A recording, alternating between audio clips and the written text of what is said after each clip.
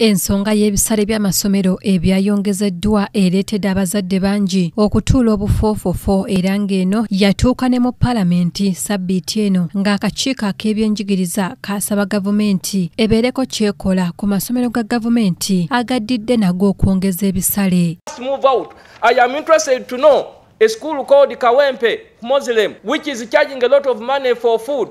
Where do they import their food? What is the color of the beans do they eat? Directives halting any increases in third-term fees in any of the schools, both public and also private. Secondly, we want also action because last year and towards the beginning of this year, government issued directives for schools not to increase fees. We need to take action as Parliament. We should stay at home because of issues of fees increment.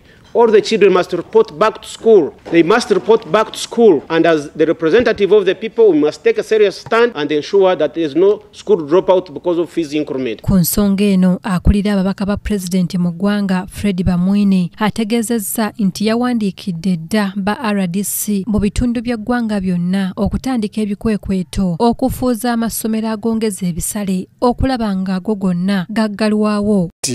Basindika inspectors nukulagira structures za government zonna borosomero banasanga nga lyayongeza ebisale baligikola license ekyo bajja kijja kuyamba n'omuntu wa bulijjo atalina mwasirizi okola nti mwana wagenda kusoma kuterera kulaba nga ebintu ebiri tetulaba yombeera government wegenda kusalira bisale mu masomero ga private tetukirabawo kuba ne mugayo gennyini ebbanga lyeyogeredde teri kuteekawo kino naye era kikoze eki kiganye ne president n'alabula n'ekiganye olw'obwetavo. Yo mubaka w'Ebuvuma mu lukiiko lw'eggwanga olukulu Migadde Ndugwa agambye nti abazadde mu kiseera kino bangi tebalina nsimbi ekyolekedde okuleka abayizi abawerako nga tebazzeeyo ku masomero. Nabadde mbitegeera ne bwe ngenda okukeberako mu kitavu kyange temulimu yadde omuno gw'ennusu era nkubira omuzira kisa yenna waali ng'olina ettaka mu lugjewo olina ekiswa nyamba okimpe tukube mu bulooka abaana banaasoma omwaka ogujja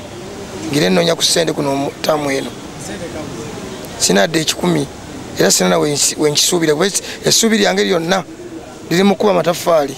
Waliwo abaana bagenda okutula omwaka guno P7 waliwo abatula senior 4 waliwo abatula senior 6 naye ate n'abo waliwo era abalindiridde.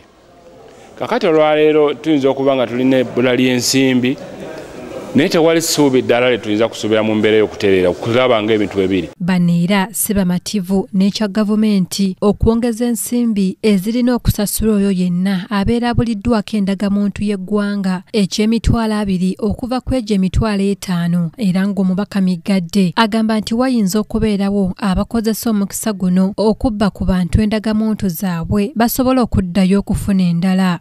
Waliwo ebintu ebimu gavumenti bitatutunulidde nga enkola y'ennyingiza ya ssente naye bwe tutandika okutunulira ndagamuntu ng'ennyingiza ya ssente then awo tuba tugenda kuva ku mulamwa. Kitegeeza nti tetujja na kunenya na wasomero n'ayongeza bisale kuba yaliteekawo ng'afunye ne looni ng'ennyingiza ya ssente oba naffe tutandise okutunulira ndagamuntu taabwe n'akubulako kati kitegeeza nti gavumenti ejja kutandika n'okusaba endagamuntu zibule ku bantu olw'ensonga nti naye gitunulidde nga money generating activity. Ente zibataddeko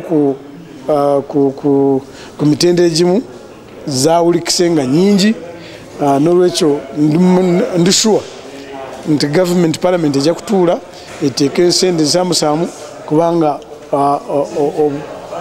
obutuuze tubugulwa. Omulangira Junju Moses yakusakidde eggulire lino ku KTV amalindirire.